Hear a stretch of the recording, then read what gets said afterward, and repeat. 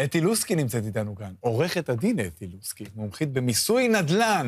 יחד נדבר על מה? תאונות מס. מה זה אומר? איך קוראת תאונת מס? רמז, זה קשור לנדל"ן, לרכוש. קודם כל, גילוי נאות, אחרי שנים ברשות המיסים, הייתי רואה מלא תאונות מס כשהייתי בתפקיד בכיר ברשות, והיום אני רואה אותם מהצד השני כשהן מגיעות אליי. חבר'ה, זה קורה המון ובכל תחום. מה את אומרת? זוג שמתגרש, לא איזן את הנכסים שלו ברמה המיסויית גם. הרי כשאתה מחלק נכסים, אתה צריך לקחת בחשבון גם את עניין המס. מחלק ומוכר? כן, אתה צריך כאילו רעיונית, כאילו אתה מוכר אותם, ואז לקחת בחשבון את העניין המיסויי. אתה יודע, הם נכנסים להליכים שנתיים, פתאום מגלים, לא לקחו בחשבון את העניין המיסויי, פלונטר. שזה הרבה, אם זה דירה מלא, חבר'ה, המון כסף שבח. במס, פתאום דירה שהיא... בכלל, אנשים שיש להם מספר נכסים, יש לי כל הזמן תיקים כאלה, מפוזרים ברחבי הארץ. פתאום אתה מגלה שאתה עם חבות במס 1,000,000, 1,500,000, ולא לקחת את זה בחשבון באיזונים ביניכם. אוקיי. מה קורה עם יורשים? ירשת נכסים, אתם מספר אחים, וגם אותו דבר. יש דבר שנקרא חלוקת עיזבון ראשונה. החוק בעצם מעניק לך פטור או הטבות, אם אתה מחלק בפעם הראשונה לראשונה, אחרי שירשתם. ולפעמים, אתה יודע, היורשים עצמם אומרים, רגע, הנכס הזה כבר מכניס לנו דמי שכירות, אז נכניס את זה לאיזשהו חשבון משותף, את כספי השכירות. נגמר, חבר'ה, ברגע שזה קרה, בפעם הראשונה אתה חייב לחלק ביניכם, ואז המדינה נותנת לכם את הפטור היהודי.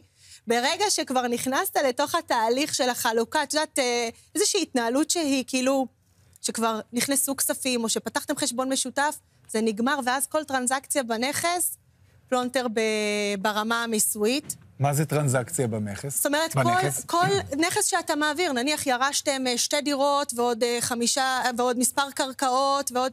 החוק מעניק לכם, בעצם כשאתה מחלק לראשונה, אחרי שקיבלתם את זה במסגרת הירושה, כל עוד וזה ברגע שקיבלת, זאת אומרת, עוד לא עשית עם זה שום דבר. קיבלת, עדיין הנכסים האלה לא עשית איתם שום דבר, לא עשיתם רישום שלהם, עוד לא עשיתם כלום. כן. ברגע ש... כן. כן. לא, איך אפשר לדעת את כל הדברים האלה? כי זה מרגיש מאוד ספציפי. כל מה שקשור, חבר'ה, לתחום של נדל"ן ומיסוי נדל"ן. אגב, רוב האנשים לא יודעים באמת. צריך לקחת את זה בחשבון. גם עורכי דין של מקרקעין, הם לא בהכרח שולטים בתחום המיסוי. יש המון תאונות מס, אם זה דירות מפוצלות היום, כשאני מוכרת נכסים מפוצלים, ולא שמתי עליהם את הדגש, או נכסים, אם הם עם זכויות בנייה, בלי זכויות בנייה, אין לי פטור שהוא פטור מלא. אז אולי נעשה את זה פשוט, מקרה בוחן, שבו זוג עם ילדים מתגרש, והם עוד יחסית צעירים, אז נעזוב את עניין הירושה בצד. מה צריך לעשות כשהרי הם מוכרים את הנכס, רוצים למכור וכל אחד ילך לדרכו?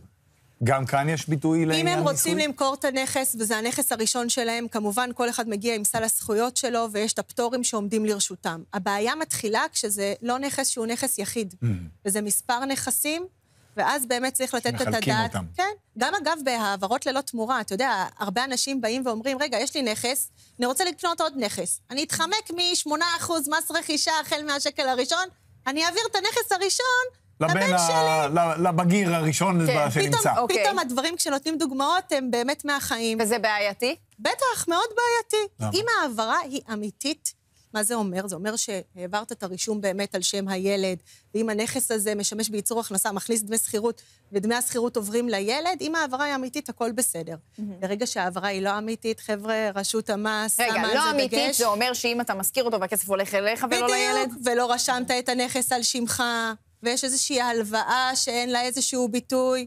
חבר'ה, רשות המיסים נותנת על זה דגש, יש לה סעיפים בחוק שיכולה להתעלם מעסקאות, כאילו הם לא קרו, ואז מה קורה? מה נשארת? נשארת עם חבילה של המון כספים שצריך לשלם למדינה. אנחנו לא רוצים להתנדב לשלם מקום שאנחנו לא צריכים.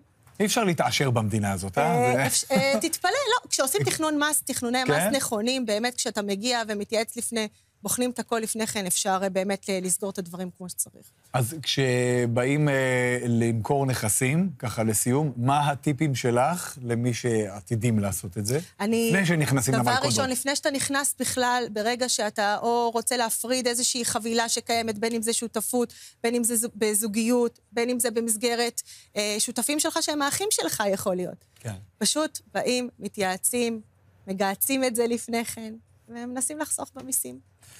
מגהצים עם עורכי דין שמתמחים בנושא הזה. בהחלט, כן, עדיף, כי בהחלט. את אומרת שממש צריך זה להתמחות בזה. תחום ספציפי ממש, נישה שהיא מאוד מאוד ספציפית.